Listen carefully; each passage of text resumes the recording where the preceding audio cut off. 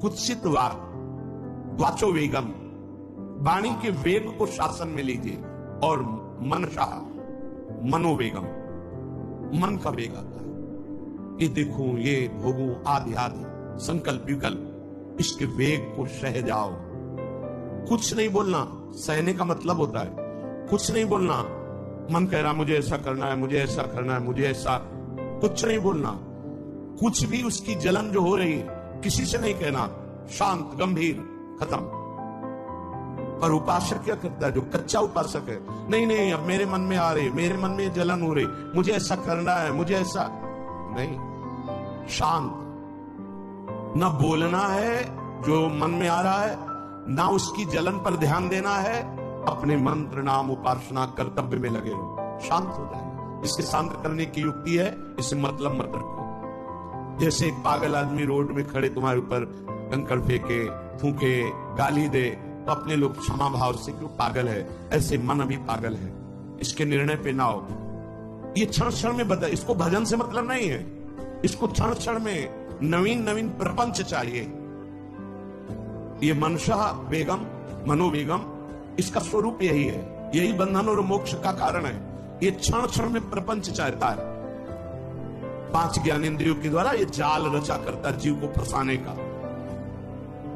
जहां हो, जैसी परिस्थिति में हो, बहुत अच्छी परिस्थिति भगवान ने दी, उसी परिस्थिति में भजन कर ले जाओ। परिस्थिति बदलने की जरूरत नहीं है, भजन करने की जरूरत है। भजन कर ले गए तो स्थिति बदल जाएगी, परिस्थिति नहीं। परिस्थितियां कहीं भी अनुकूल नहीं होती, स्थिति अनुकूल बनाई जाती है भजन के द्वारा। स्थिति, जीवन में कभी कोई परिस्थिति ही ऐसी नहीं रही जिसमें भजन किया जा सके। जीवन में पूरे, अगर पूरे जीवन के तारतम्य को देखते हैं, वे कष्ट की वेदी पर स्वाहा ही स्वाहा होता है। जीवन की आहुति केवल कष्ट पर, और आज भी कष्ट ही कष्ट। फिर आप सोचोगे सुख किसे कहते हैं? ऐसे कांटों वाले पेड़ पर ऐसा सुगंधित फूल खिलता है कि जिससे परमात्मा मुग्ध हो जाता है। जीवात्मा नहीं, परमात्मा मुग्ध हो जाता है। वो ये मार्ग है। उस सुमन को लेकर वो अपने श्रृंगार में लगा लेते हैं। सुमन, सुंदर मन, ये कांटों पे खिलता है, जैसे गुलाब का फूल कांटों पे नहीं खिलता। हाँ, ये कांटे हैं। हर द्वंद की पीड़ा को सहता हुआ जो उपासक आगे बढ़ता है, तब सुमन खिलता है। उस सुमन को प्रियाजू अपने केश पास में धारण करते हैं, उस सुमन को प्रियाजू अपने कर कमल में लेते हैं। अगर आप सहना नहीं सीखे, मांगे बनी रही हृदय की, ऐसा हो तो भजन हो सकता है, ऐसा हो तो भजन, लिख लो आप। मन बहुत चंचल है, इसको हर समय नवम नवम नवम, जहां जैसी परिस्थिति उसी में भजन करके निकल चलो। गृहस्थ में हो, विरक्त में हो, गांव में हो, शहर में हो, जहां जैसी परिस्थिति, परिस्थिति बदलने की कोशिश मत करो, स्थिति बदलने की कोशिश करो। जिनको लगता है परिस्थिति बदल जाएगी तो भजन होने लगेगा, नहीं, भजन होने लगेगा तो किसी भी परिस्थिति में भजन होने लगेगा। भजन नहीं तो किसी भी परिस्थिति में नहीं होगा, पक्का समझ लीजिए। इसलिए मनोवेगम, ये जो मन का वेग आ रहा है, इसको आप सहना सीखो और प्रियाजू पर भरोसा रखो। उनको जैसी परिस्थिति देनी होगी दे देंगी ना, भरोसा रखो। अगर मांग मुख से निकाल दी तो अधूरापन साबित हो जाएगा कि हमको ये खाना पीना, ये हमको पहनना, ये ऐसी परिस्थिति, ये ऐसी छोड़ दो। जोई जोई प्यारो करे सोई में भावे। शांत हो जाओ, मन के वेग को सह जाओ। क्रोध वेगम, महाप्रभु कह रहे कुत्सितवाद विकार है। समस्त विकारों में प्रधान विकार होता है काम। काम से ही क्रोध का प्रादुर्भाव होता है। क्रोध एक वृत्ति है जो आने जाने वाली, स्थायी कोई नहीं। जिस समय आपके अंदर क्रोध आए, इस समय मौन होकर हट जाइए वहां से, तुरंत जाकर थोड़ा ठंडा पानी पिए, प्रभु के चरणारविंद की तरफ अपनी वृत्ति को ले जाने की कोशिश कीजिए। उस व्यक्ति से चिंतन हटाइए जिससे क्रोध आ रहा है, उस व्यक्ति की उस क्रिया से चिंतन हटाइए जिससे क्रोध आ रहा है, हट जाइए। ये क्रोध का वेग अगर आता रहा तो भजन करने पर भी अनुभव नहीं हो पाएगा। एक बार अच्छे से क्रोध आ जाए अंदर, हृदय जल जाए, 1 महीने भजन के प्रभाव को रोक देता है पूज्य बाबा की उसमें। फिर आप अगर 12 साल में आ गया तो क्या अनुभव में आ गया, इसीलिए 20-20, 50-50 वर्ष हो रहे हैं, कुछ अनुभव में नहीं आ रहा। बहुत सावधान। क्रोध हमारा नाश करता है, किसी और का नहीं। हमारे भजन का, हमारे हृदय के आनंद का, हमारी वृत्ति का बड़ा हल्का स्वरूप हो जाता है क्रोधी पुरुष का। इसलिए क्रोध को सहना है, उसके वेग को सहना है। वाणी के वेग, मन के वेग और क्रोध के। अगर क्रोध के वेग को सह गए तो अगला है हिंसा का वेग, वो अपने आप सह जाओगे, क्योंकि क्रोध से ही हिंसा होती है। हिंसा का वेग, वाणी के द्वारा बहुत हिंसा होती है। ऐसे कठोर वचन बोल दिए जाते हैं जो हृदय को चुभते रहते हैं। बाहर का डंडा लगा है, पिटाई हुई तो 2-4 दिन में ठीक हो जाएगा, लेकिन हृदय में जब पिटाई की जाती कठोर वचन के द्वारा, तो 10 साल बाद अगर दिखाई दे तो फिर ये वो बोला था, ऐसा बोला था, वो हृदय में घाव बना रहता है। वाणी का हिंसात्मक स्वरूप प्रायः क्रोधी जनों में ही पाया जाता है। अगर क्रोध वेग को सह गए तो वाणी के द्वारा हिंसा नहीं होगी, और मन के द्वारा मलिन हृदय में हिंसा का भाव होता है कि चलो हम वैष्णव में मारेंगे तो नहीं, पीटेंगे तो नहीं आपको, लेकिन भगवान तुम्हारा नाश करेंगे, भगवान बहुत जल्दी, ऐसा भाव मन में, ये भी हिंसा है शरीर के द्वारा। तो ना वाणी के द्वारा, ना मन के द्वारा, ना शरीर के द्वारा। क्यों? उसके हृदय में भगवान बैठे हैं, हमको उनको रिझाना है, हमें निर्दोष होकर भगवत प्राप्ति करनी है।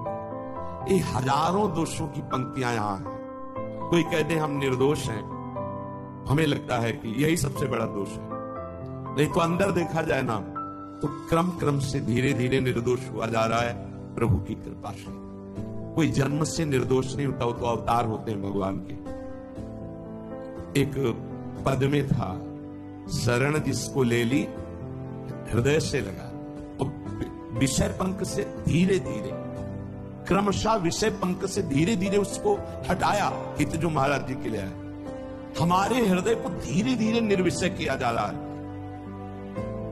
और सहत सहत बाढ़े भगत गृहतन गुरु हित गात, इन दोनों का मिलान कर धीरे धीरे सहाते सहाते हमें निर्विषय किया जा रहा है। आचार्य चरण, इष्ट देव, गुरुदेव कर रहे हैं, हमको राजी रहना है। जैसी परिस्थिति है, जैसी भी हमें गुरुदेव रख रहे हैं, इष्ट देव रख रहे हैं, हमें राजी रहना है। इससे क्या होगा कि हमारे अंदर क्रोध नहीं आएगा, गुस्सा नहीं आएगा। नहीं, ये इतना बेईमान मन है कि इष्ट देव पे भी गुस्सा कर सकता है, ये आचार्य पे भी गुस्सा कर सकता है, ये परम कृपालु गुरुदेव पर भी गुस्सा कर सकता है। क्रोध वेग सह गए तो वाणी और मन और शरीर के द्वारा जो हिंसा का वेग है उससे बच जाएंगे। फिर कह रहे हैं उदर वेगम, उदर वेग भूख। आप लोगों को तो हमें लगता है कि इस वेग को सहना ही नहीं पड़ता। ये जो विरक्त गंगा किनारे घूमने वाले हैं, इनको ज्यादा इस वेग को सहना पड़ता था, क्योंकि प्रायः कभी ऐसे शाम के समय पहुंचना होता जब आप गंगा किनारे नहीं रुक सकते तो आश्रम, अब वहां पूछ लिया तो पूछ लिया, नहीं पूछ लिया तो राधे श्याम पड़े। अगर कोई मंदिर मिल गया तो हम आश्रम आदि कोई खोजना ही नहीं, गांव में तो जाना ही नहीं, क्योंकि नवीन अवस्था में कभी गांव में भिक्षा भी नहीं मांगी। आकाश वृत्ति का ही आश्रय लिया जो शास्त्र सम्मत। गांव में कभी पूरे जीवन में किसी गांव में, किसी एक रात्रि किसी घर में कभी सहन, गांव के किनारे मंदिर मिला या कोई आश्रम संत जनों का, भूख के वेग को जो सह जाए तो भजन में बहुत रुचि हो जाती है, क्योंकि भजन से चित्त हटेगा तो भूख व्याकुल करेगी, और उसकी व्याकुलता से बचना है तो भजन में लगना पड़ेगा। और आपको सच्ची कहते हैं कि कई कई दिन भोजन न मिलने पर भी शरीर में गंगा जल के कारण कभी कमी महसूस नहीं हुई। जो दूध में पावर है उससे अधिक सामग्री गंगा जल में है। अब वो बहुत से ऐसे नगरों के समीप से गंगा मैया निकली जहां से बड़ी बड़ी फैक्ट्रियों का वो नहीं, बहुत सुंदर गंगा है। वो तो सुंदर है ही, था, है, रहेगा। अपने लोग बड़े बड़े ऐसे नाले ऐसे जिससे वो भाव तो है पर वस्तु तत्व तो है, पर जो दृश्य है वो अब गड़बड़ हो रहा है।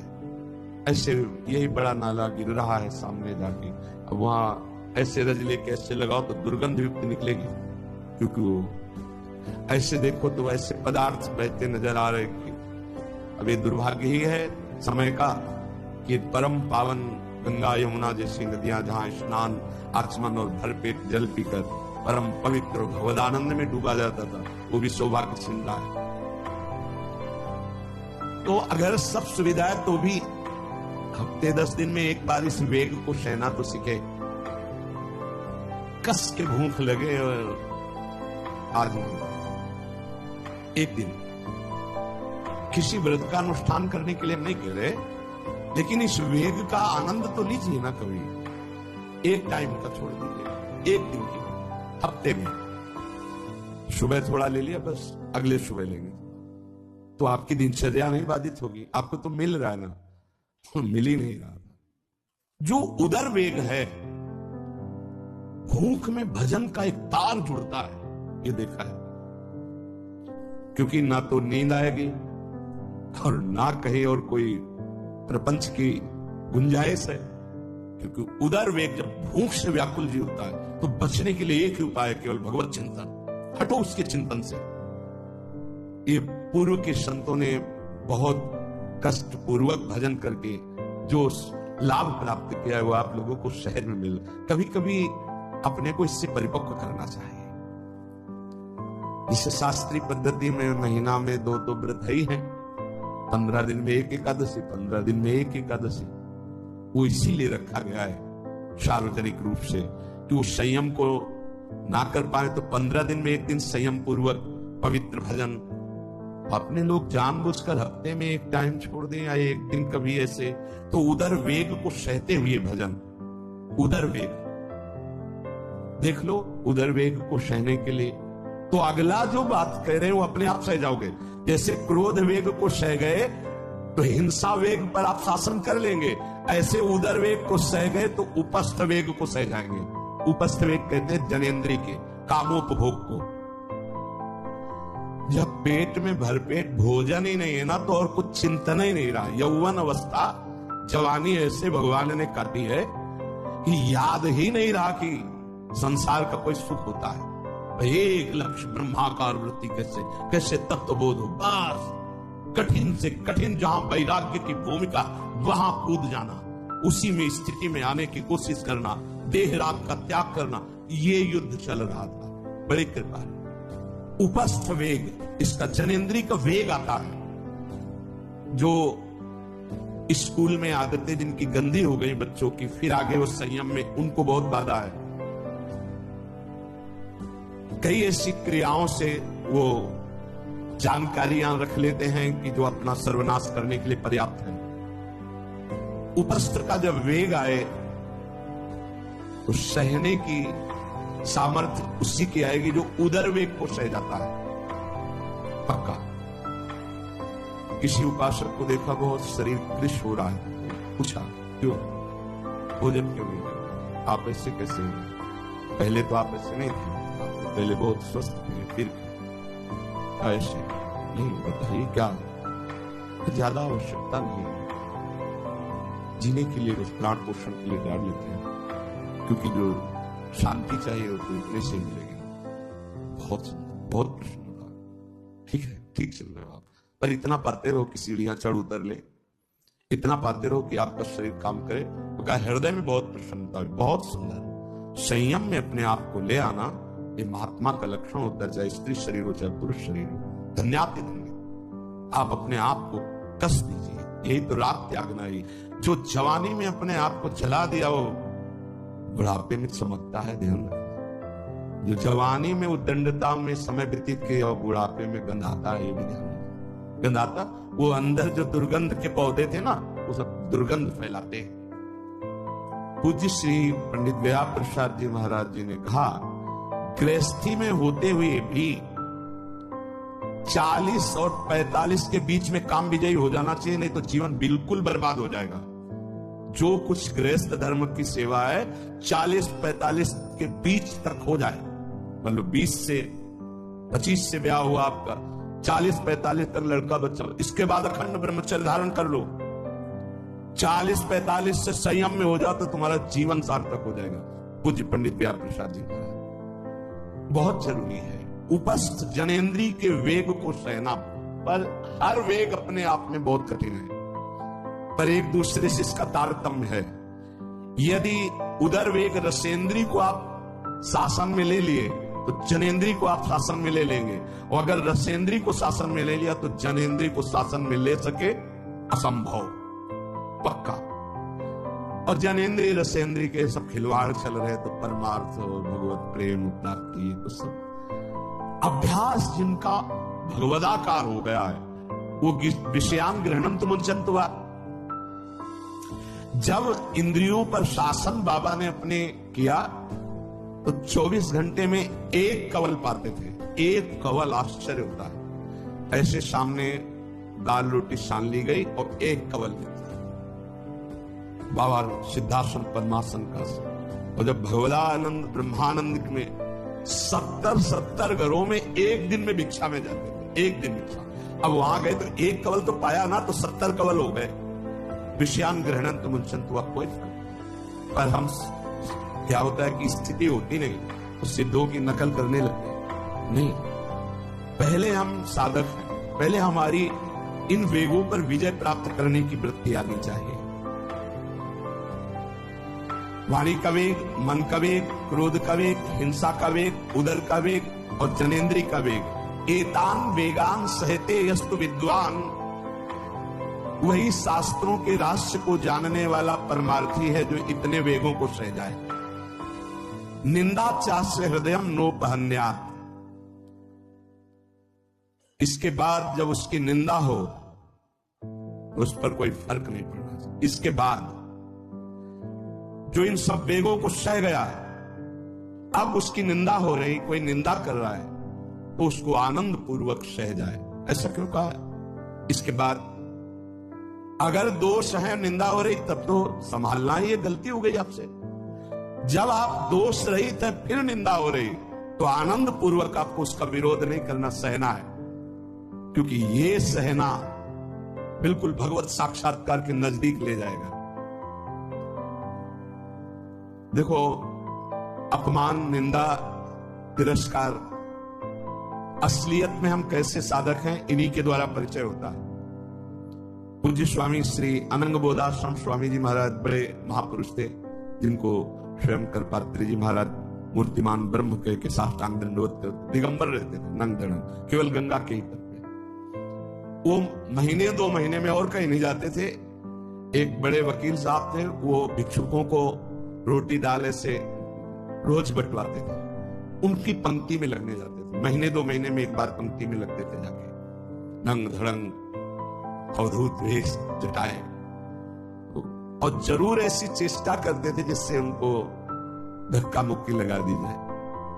तो एक दिन गए, लाइन में खड़े हुए, फिर 2 लोगों को क्रॉस करके आगे लाइन में, फिर आगे लाइन, तो जो नौकर डंडा लिए खड़े थे उनका तो मैं बार बार मना किया, 1-2 फिर आगे जाके खड़े, धक्का मारा, पीछे किया। और ऐसा ही महीने 2 महीने में वहां सहने जाते थे। अचानक उस दिन वकील निकले, उन्होंने देखा, अरे स्वामी अनंग बोधास, पता है तुम्हें कौन? साष्टांग दंड। उस दिन से जाना बंद कर दिया। फिर एक दिन गए थे प्रभुदत्त ब्रह्मचारी जी के यहाँ, कहाँ असनी है और कहाँ जोशी, गंगा किनारे पूरी रात चल करके पहुंचे। 2 बजे आवाज लगाई, ब्रह्मचारी। स्वामी जी उतरे नीचे, साष्टांग दंड बैठे। उनका स्वामी जी 2 बजे रात, बोले हाँ ऐसे मनाया आ गया, कुछ खाओगे पियाओगे? स्वामी जी, और वो भी परमहंस ब्रह्मचारी जी, बहुत संयमी महापुरुष प्रभुदत्त ब्रह्मचारी। टीम में कुछ आटा रखा, बोले स्वामी जी कहो तो रोटी बना दो। बोले हाँ बनाओ। रोटी और नमक ऐसे, जितना टीन में आटा था सब 2-4 किलो जो भी। तो बोले स्वामी जी आटा तो खत्म हो गया। बोले हाँ, भोजन का स्वाद तो साधु ही जानता है। फिर उठे, झूसी से असली फिर पैदा। ये अपमान, तिरस्कार, क्षुधा, हर वेग, ये हमारी कसौटी है। परमार्थ का पथ चाहे जिस मार्ग का हो। देखो सुदामा जी गृहस्थ मार्ग के कितने उच्च कोटि के, नरसिंह मेहता गृहस्थ मार्ग में कितने उच्च कोटि के। एक कभी तो सौभाग्य ऐसा प्रभु देते जब कोई हमारी निंदा करता है, ये सौभाग्य है, हमें सहने का सौभाग्य मिलता है। कभी तो कोई अपमान करता है जब, तो भगवान से प्रेरित होकर उस सौभाग्य मिलता है। ये साधक को उस समय चिड़चिड़ा नहीं होना चाहिए, उस समय मुस्कुराना चाहिए कि आज मेरी स्थिति का थर्मामीटर डाला जा रहा है, कैसे हो, नहीं आनंदित है। पर देख लो प्रशंसा होगी तो चेहरा खिला हुआ गुलाब के फूल की तरह मिलेगा, और निंदा होगी तो ऐसे होगा। ऐसा नहीं होना चाहिए। नहीं करत जे अनुसहन निंदक तिनहु पे अनुग्रह कियो। इसीलिए पूज्य बाबा कह रहे कि इसके बावजूद, अर्थात समस्त वेगों को सहन करने के बावजूद तुम्हारी जब निंदा हो और उसको सह जाओ, तब तुम परमार्थ के सूरवीर योद्धा कहे जाओगे।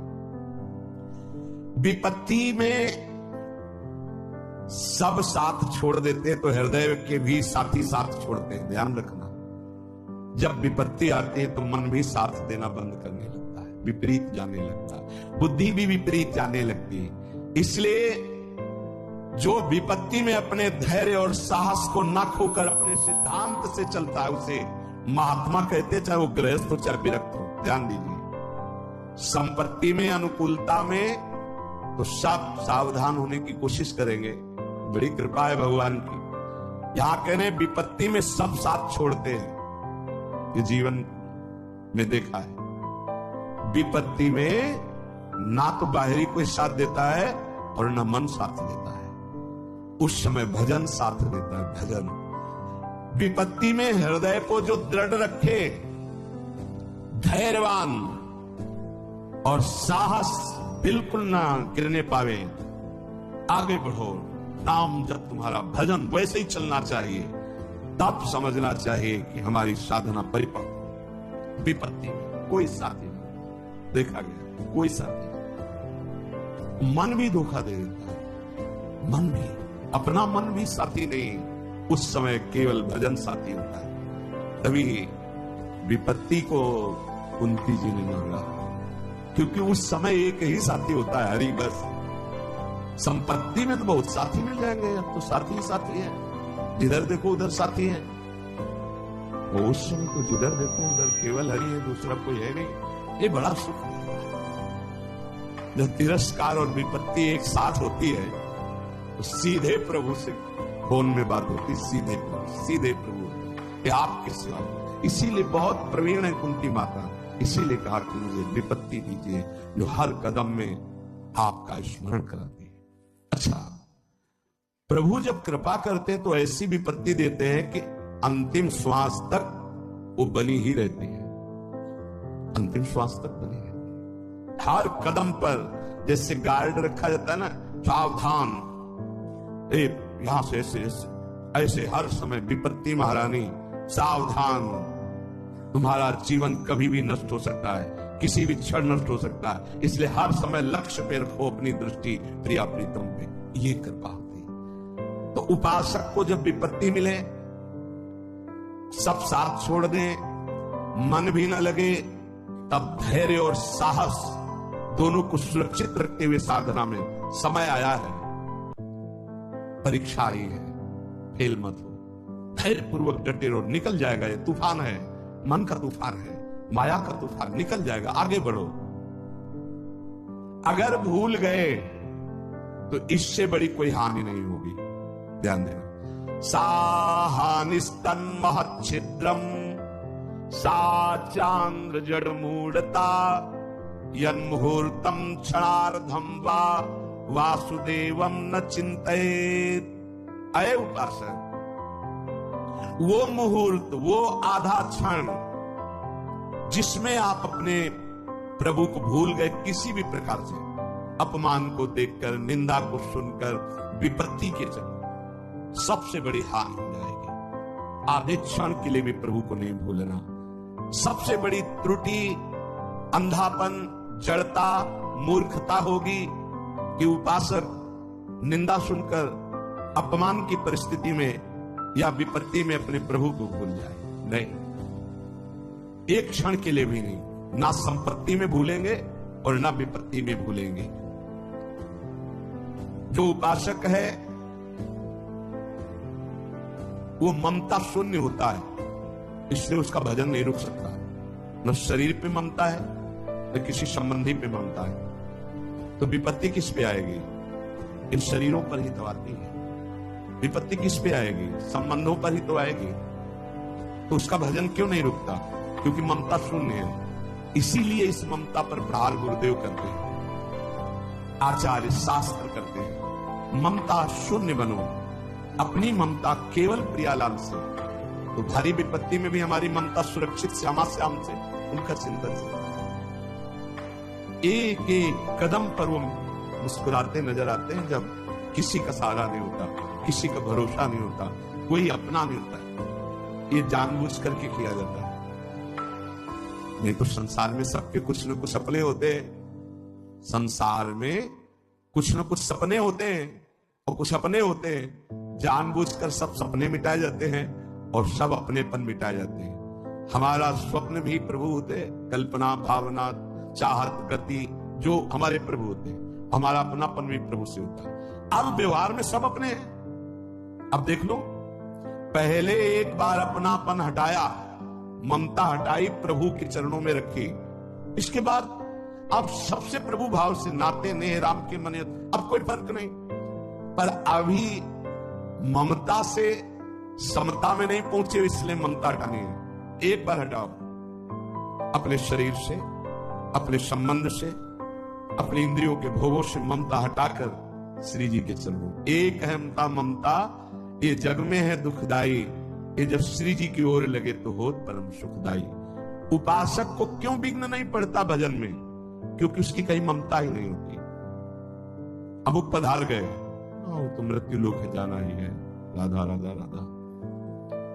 बलराम ब्रजवासी बताते हैं कि उनके बगल में एक गृहस्थ भक्त थे, तो उनका पुत्र मथुरा गया तो एक्सीडेंट से पधार गया, और उनके 4 घंटे जप का नियम था, तो 2 घंटे हुए थे, वो जप रहे थे।